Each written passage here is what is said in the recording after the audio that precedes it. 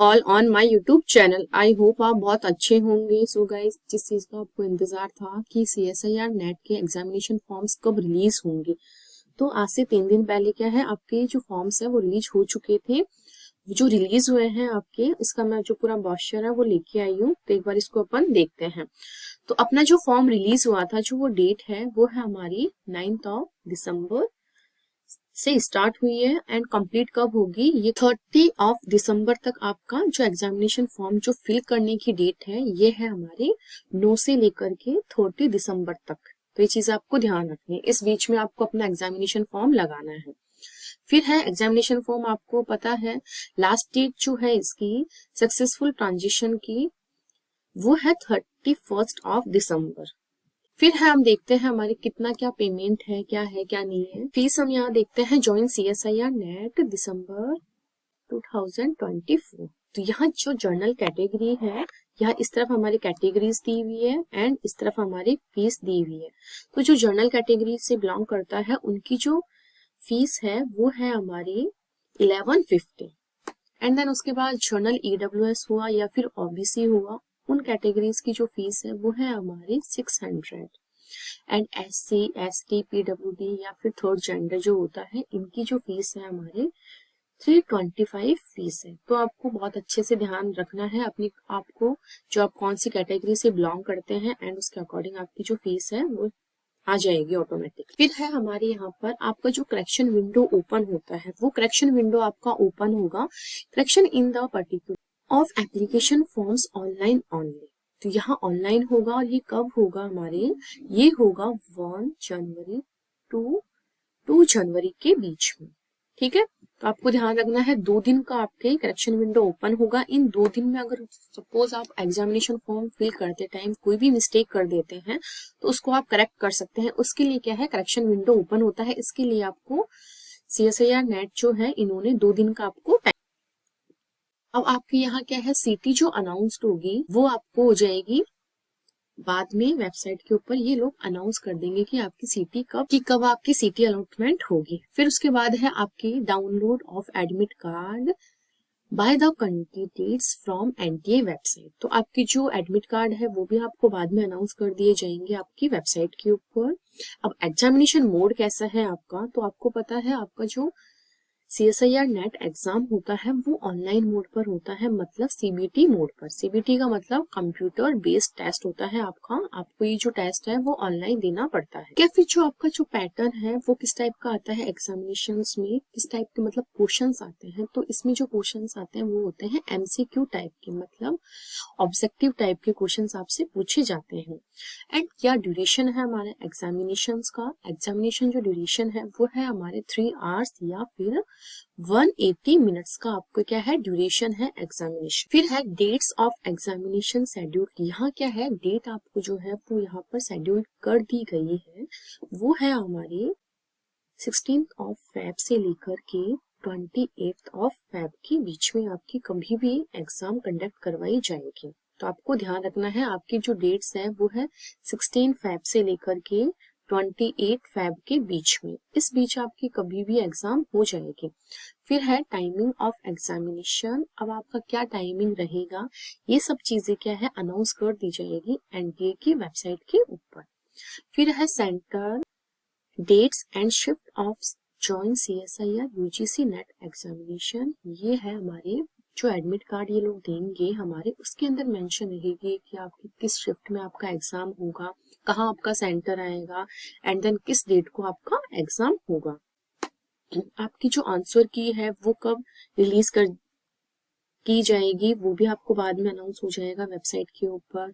And result कब declare करेंगे ये लोग वो भी आपको वेबसाइट के ऊपर अनाउंस कर दिया जाएगा।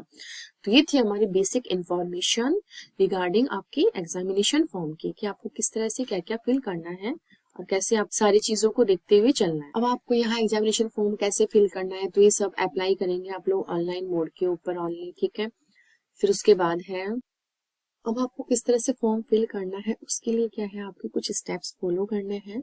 आप जो मोबाइल नंबर दोगे या जो जीमेल आईडी या ईमेल आईडी दोगे वो बिल्कुल करेक्ट होनी चाहिए। ऐसे नहीं अभी करंट में वो मोबाइल नंबर ऑन है एंड देन 2-3 महीने बाद वो ऑफ हो जाए, तो इस टाइप की कंडीशंस आपको नहीं रखनी है। आप जो नंबर दे रहे हैं या फिर ईमेल आईडी दे रहे हैं वो करंटली एक्टिवेटेड होनी चाहिए जब तक आपके रिजल्ट्स नहीं आ जाते हैं।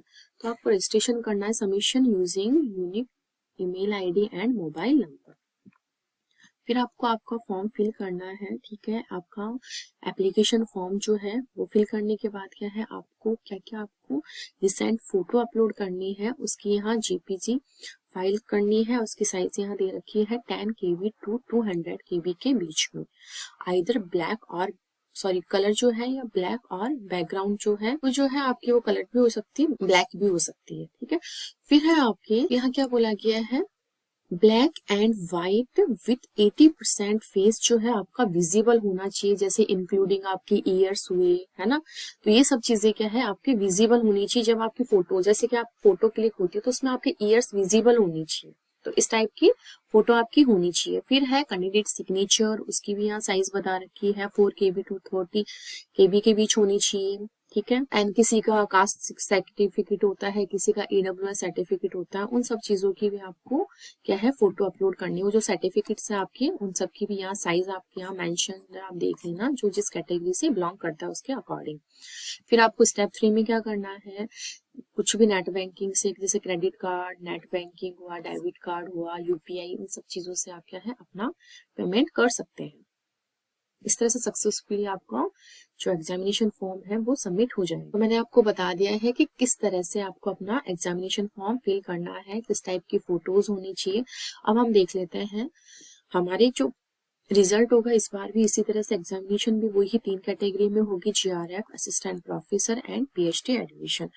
अगर जो कैटेगरी फर्स्ट के अंदर डिक्लेयर करेगा अपने रिजल्ट को वो तीनों चीजों के लिए क्या है एलिजिबल रहेगा। एंड देन जो सेकेंड कैटेगरी में आएगा वो only assistant professor and PhD के लिए एलिजिबल होगा। एंड थर्ड कैटेगरी में अगर जिसका रिजल्ट आएगा वो ओनली PhD के लिए ही एलिजिबल रहेगा। तो ये देख लिया हमने कितनी कैटेगरीज में हमारा रिजल्ट आएगा और कितनी कैटेगरीज के लिए हम कब एलिजिबल होंगे। अब हम देख लेते हैं थोड़ा सा एज।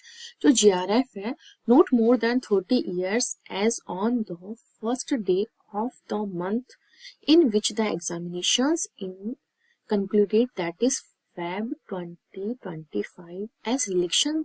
मतलब कि क्या है आपकी 30 से ऊपर नहीं होनी चाहिए जो एज है, GRF के लिए बता रही हूँ मैं। बट कुछ कैटेगरीज है उनको रिलैक्सेशन भी दिया गया है GRF के लिए भी। तो कौन कौन सी कैटेगरीज है, जो कि बिलोंग करता है हमारे OBC से बिलोंग करता है एंड वो करता है SC ST PWD and third gender, इन सबको क्या है 5 years का रिलैक्सेशन भी मिला है। एंड फिर असिस्टेंट प्रोफेसर के लिए कोई भी अपर एज लिमिट नहीं होती है, ना ही हमारी PhD के लिए होती है, ओनली GRF के लिए ही आपकी क्या है एज क्राइटेरिया होता है। अब हम देखते हैं एग्जामिनेशन मोड हमारा कैसा होगा, वो आपको मैं बता चुकी हूँ। कंप्यूटर बेस्ड टेस्ट आपका होगा, CBT मोड पर आपका एग्जाम होगा। एंड पैटर्न कैसा आता है, तो अगर हम देखना चाहिए तो हम लाइफ साइंस जो है उसका बता देती हूँ मैं आपको। तो लाइफ साइंस का जो पैटर्न कोड है, इसका जो कोड है वो है हमारे 703। एंड हमारे टोटल जो एग्जाम होता है वो कितने मार्क्स का होता है, वो होता है हमारे 200 मार्क्स का। एंड हमारी यहाँ क्या है 3 पार्ट्स में हमारे जो एग्जाम है क्वेश्चन है उनको डिवाइड किया जाता है, part A, part B and part C।